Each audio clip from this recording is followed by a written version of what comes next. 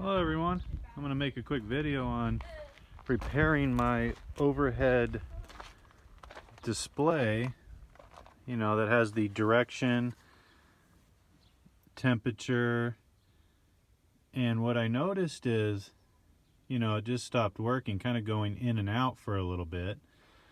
So I took it apart, and you pull down your sunglass holder, and there's a screw there. You take it down, and then you're going to want to start pulling from the front here, pull it down, and it may take a little bit of force because there are some clips.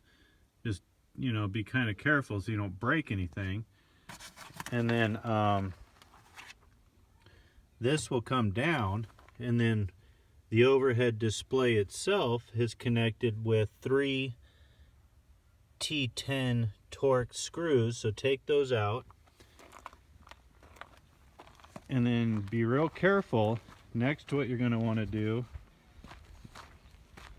is take off the plastic cover, which is this piece here, and you have to be real careful because those clips are real delicate, so be real careful when taking that off.